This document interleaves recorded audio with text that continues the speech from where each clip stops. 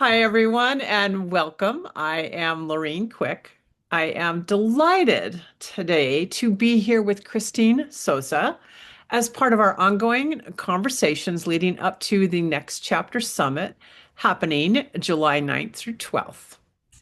The summit theme for July is Independence After 50. And I mean by that not independence as isolation or self-sufficiency, but rather as a focus on learning how to remain connected to yourself while still staying connected to others. One of the things that many women discover in midlife is that life begins asking different questions of us. Sometimes those are questions, they arrive through the changes we choose. Sometimes they arrive through other circumstances that, well, honestly, we would never have chosen at all. It could be a parent needs care, or a spouse becomes ill, or friendships end. A loss changes everything. Or we just simply wake up one day and we realize that the way that we have been carrying life just no longer is sustainable for us. These moments are often they feel very disruptive, but they can also become what I would call a threshold. Places where old identities begin to loosen, places where we are invited to release what no longer fits, places where we get to discover who we are beneath all those roles that we have carried for so long. Christine's work places her alongside people during some of life's most profound transitions as an end of life doula and a medical Reiki Master. She has spent years supporting individuals and families through caregiving, grief, loss, and the deeply human process of letting go. Her perspective offers powerful insight into what these thresholds can teach us, not only about death and loss, but about life and living as well. Today's conversation is entitled, What Thresholds Reveal? Caregiving, Identity Shifts, and the Quiet Invitations to Let Go. Together, we will explore the identities women often carry throughout their lives, what major life transitions can reveal to us about what is no longer true, and how we can remain connected to ourselves even during these seasons of profound change. Christine, I am so delighted that you are here and joining us today. Thank you. Thank you so much. I'm so honored to be here. Thank you so much for asking me. Absolutely. I'm going to just jump right in and ask my first question to get us started. In your work around caregiving and end of life support, what have you witnessed about the identities women often carry for much of their lives? Oh my gosh, that's such a great question. You know, one of the greatest privileges of my life and of my work has been truly sitting with women at every stage of life. And that started from caring for women who are standing at the threshold of adulthood. I worked as a student health nurse for almost 20 years at a university. I've supported those raising families, those caring for aging parents, and those nearing the end of life and actually holding many hands while they take their last breath. What I've witnessed actually over and over again is that many women spend decades and decades identifying themselves through the roles that they play for others, like mothers and wives and daughters, girlfriend, partner, caregiver, employees, volunteers. I think these roles are just so meaningful. I feel like they often bring so much great purpose, but I think somewhere along the way, many women lose sight of who they are. They lose themselves outside of what they do for everybody else. And I know I certainly have been in that phase. I feel like as women begin to enter into their 50s and beyond, I feel like life often asks us different questions. Children grow up, careers shift, relationships change, health challenges begin cropping up, or their caregiver responsibilities really begin to increase. Those identities that really felt solid, and I know for me that was my identity as a caregiver, and it just no longer fit. The children grew up, the parents passed away, and I felt at that point, what is my purpose? And I really lost my way for quite a while. And I've heard so many women say, I've spent so much time, my whole life caring for everyone else, and I'm not even sure who I am anymore. And I hear that over and over and over again from women. And I think also the beautiful thing that isn't a crisis, I think I really look at it, I view it currently, although this hasn't always been my thought process, but I really think of it as an invitation. I think it's an opportunity really to connect with ourselves, our inner being, which I'm learning. I'm discovering this inner being. We learn more about our values, our passions, parts of us that may have been waiting patiently. And I think, and I say that with love, just that quiet voice inside of us. Beneath all those responsibilities, I think there's just this quiet voice deep within each of us. And so, I think back, I personally fell apart after my caregiving role that I played for several years. I completely lost myself in caring for others, and I lost family members in quick succession. Within 2 years, I was caregiving for both my in laws, my mother. Kids were not fully launched, working full time. The husband was working out of town all week. So I was there caregiving for three individuals, trying to just keep it all together. And then everybody died within 2 years. And there was a catastrophic fire that happened in my community where half my friends lost their home. I fell apart afterwards. I did okay. I mean, it wasn't pretty, but I did feel like I fell apart during all of that because I no longer had a role in my caregiving. And I remember falling on my knees saying, what is my purpose? What am I supposed to be doing? And I remember this little quiet voice that was there all along. Remember, Chris, you're supposed to be working with people at the end of life. And the term death doula just dropped into my awareness. And that's when I really began to discover Reiki and my end of life doula role. And Mhm. that's something that I rely heavily on now. I lovingly call it my internal guidance system. And it's rare that I make a decision anymore without checking in with that inner wisdom and guidance. And I'm just really grateful for that journey that I've been on. It's been really a beautiful state of self-discovery, but a lot of growth in the past few years. I'm grateful for that. It sounds like it is an amazing journey that you're describing. And I love that you think of it as an invitation Mhm. because many of us, we just don't like it. It's like, this is really uncomfortable.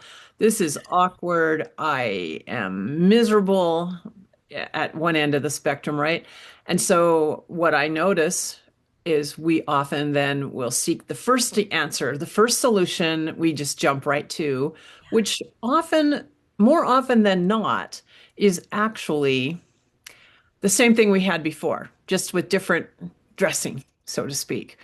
So, I always encourage women to be patient. Don't rush this process, even though it's extremely uncomfortable and you're very antsy.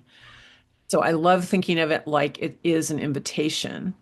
It's now your turn, our turn to sit with ourselves and to connect to that inner guidance system, to connect with our spirit, our God, our soul, whatever word you want to use to describe that, and to really listen to what it has been trying to say for years. But we've been so busy and life has been so noisy that we just couldn't pay attention at that moment, right? But now we are at a place where we can listen. And truly, as hard as it is to sit still in the silence and listen for that voice, that is the work that we are here to do at this level or place in our life. Sometimes, though, life does interrupt us in ways that we could never have chosen for ourselves, would never have chosen for ourselves. So, it's always nice to have the choice to enter through a threshold, but sometimes they're thrust upon us. When you think about the latter, when we are forced into a threshold due to circumstances beyond our control, what do you think that offers us in terms of that invitation? What does it reveal to us about what is true for us in our lives? Oh my gosh. So I agree with what you say. What you said, I often say that none of us would willingly sign up for the experiences that ultimately transform us. I really feel like I didn't sign up for this, but they have often, well, every single time, it has been my greatest teacher. As painful as those opportunities for growth have happened. I was down in Boise and I drove past this corner business and the sign said, I think it was a chiropractic office actually, and it said, pain is inevitable, suffering is optional. And I was like, oh, I hear that. I hear that there is a more gentle and softer way. And when I think about that, ultimately I think of surrender. And one of my favorite quotes is, only in a state of surrender am I truly free. I think that I have not gone into these transitions in life willingly. I was not a willing participant. I just was standing at the threshold of really not understanding why these life changes were happening and these opportunities for growth were happening. But I hang on to that quote, only in a state of surrender am I truly free. And I think about, I have to just let go, because oftentimes, Laureen, what happens, like I say this a lot, oftentimes I don't even know what's best for Christine most of the time. So, how do I know what's best for anyone else? And so, when I really step into that space of being completely vulnerable, I have no idea what the outcome is going to be, but I'm going to trust this.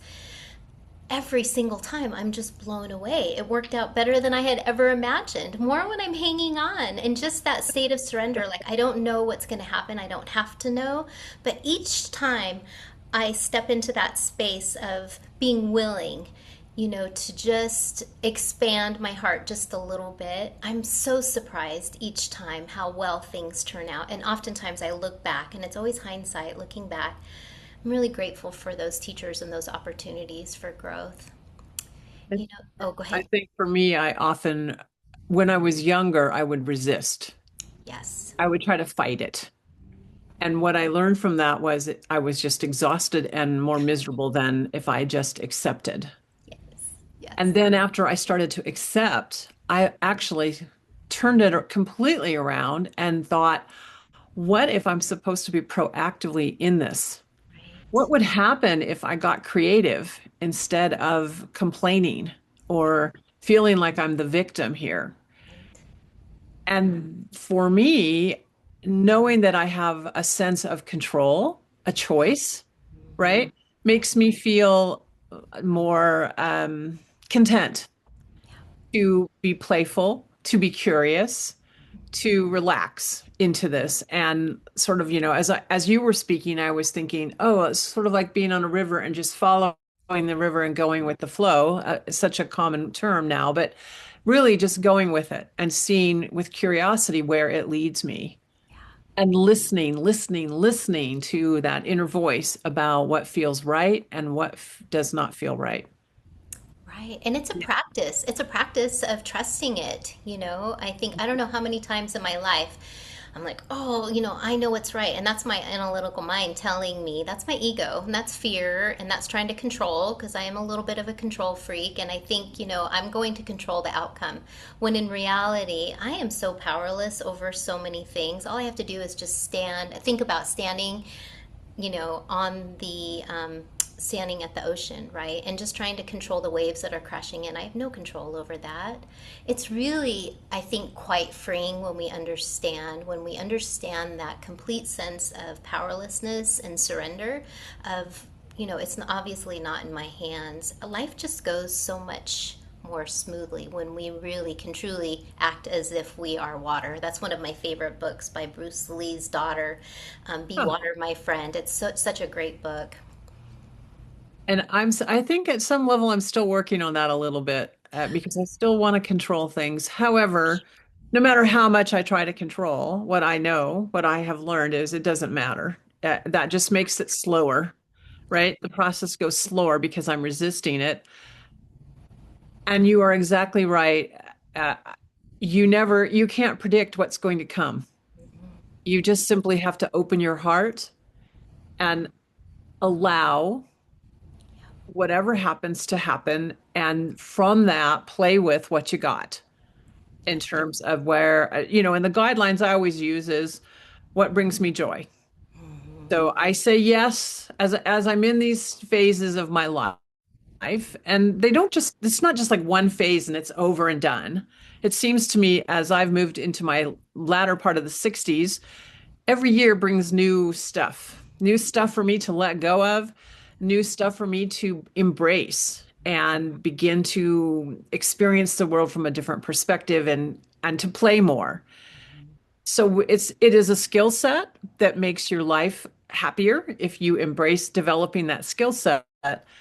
At the same time, you don't have any control. It's totally an illusion, right? We wait and see what comes out, and things come out. Right.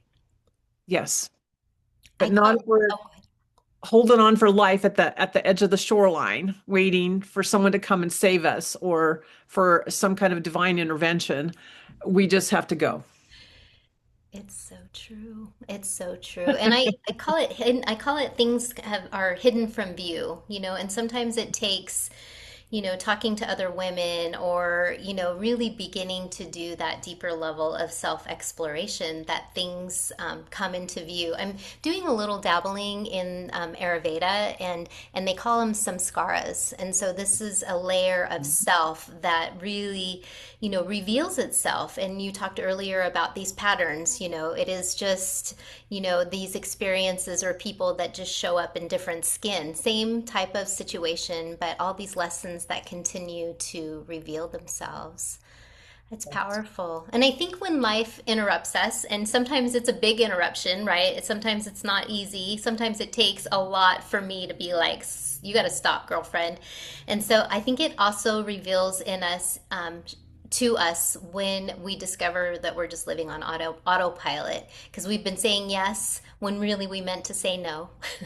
I'm really learning that the hard way, practicing. Yeah. Let me get back to you.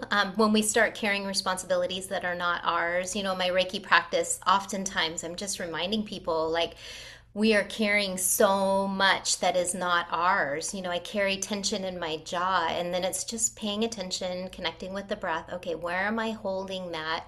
So we're just trying to meet other people's needs. And we hear that, it's so cliche now, put your oxygen mask on before you help other people. But it's truly something that is really, really, really important. And when the work that I do with my end of life patients, I've never heard actually anyone say, oh, I wish I would have worked more. I think I think I should have worried some more, or I think I should have done more for more people, pleasing other people. What they talk about is relationships, wish that they would have been more authentic, wish they would have expressed forgiveness, had more joy, really to live more fully and being true to themselves. That's what I hear over and over again. And I think these thresholds invite us to ask these questions: what really truly matters? What am I ready to release? And who am I becoming? And I think that is really exciting. Who is this that I'm becoming, and what am I unbecoming? And I think loving all that messiness, because it can be messy, and all the beautiful stuff in between as we begin to discover over and over and over again that this is truly available to each of us. And I think these transitions are rarely easy, but they can be profound opportunities for healing and for clarity and for transformation, actually. It's pretty powerful. Absolutely. And each of us, I appreciate that you are a death doula because each of us, as we get one day older, realize that our life will end. And that also becomes a question that I have found myself asking, how do I want my life to end? What do I want that to mean to myself, but also to the people that I care about and love the most? And those questions start to really shift how you live today, right? Absolutely. And it just becomes a more pronounced questioning process because we are in the latter part of our lives. Now, I'm hoping I have another 20 or 30 years left, but hey, who knows?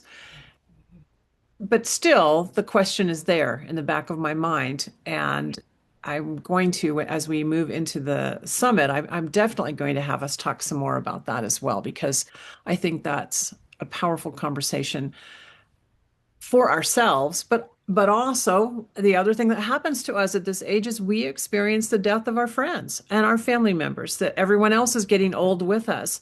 And so death becomes a more prominent part of our life. And for some of us, we may not quite know how to deal with that, Yeah, but it creates questions in our minds about how we're living today. yeah, Yeah. absolutely. Absolutely. Yeah. Yeah. All right. Well, I want to just say thank you. You're Thank you for welcome. being here with us today. I so much appreciate you. Every time I talk to you, I think, oh my gosh, I need to talk to Christine more and more and more. I I feel need the to go same hang way. out with you. You have an incredible perspective that really reminds me that some of the most difficult seasons or times in our lives can also be some of the most profound invitations. And, many women spend years of their lives building identities around their responsibilities, their role as caregiver, as helper, as the strong one who holds it all together for everyone. And while those roles do reflect parts of who we are, they are not the entirety of who we are. What you shared today so beautifully is that when life interrupts us, through whatever situation we encounter, be it we have to step into caregiving, we are experiencing loss, we have illness, burnout, just major changes, those experiences are invitations that can help us to learn more about ourselves. They can show us what no longer feels true, and then they can help us to ask what is coming up for us that lies in the realm of truth and that will bring a richness and a fullness to our lives that we perhaps have never known. So, even though they're painful, they can be incredibly transformational. And I think this conversation and the one that we continue on with the summit is going to resonate deeply with many women who are navigating these stages of change and wondering, how am I going to get through this? Is there an end? And I think that your conversations, your message is one of hope. And and so for those listening, Christine will be joining us live for or during the Next Chapter Summit. She'll actually be with us on Saturday, July 11th, and her conversation is entitled The Wake Up Call Beneath the Roles. So we hope that you would consider joining us for that conversation and all the other conversations that we will be having during the summit. If you are interested in learning about the summit and registering, again, it is a free event for women, and you will find a link in the show notes to this video where you can click and find out anything you want to know about the summit and join us as well. Thank you all for listening. And Christine, again, thank you. I am truly looking forward to having us go into a little bit more depth on these topics. And I thank you for saying yes when I asked you to be a part of this. Laureen, I will always say yes to you. Thank you so much. It has truly been an honor to share time with you, and we do have to hang out more. I just We adore you. do, we Thank you. do. I am thinking I need to get involved in your Reiki stuff. I I would think love that would be that. good for me. So I'll be saying yes to that too in the Okay, coming months. great, Woohoo! great. One more thing. All right, everybody, thanks again for listening, and we hope to see you at the summit.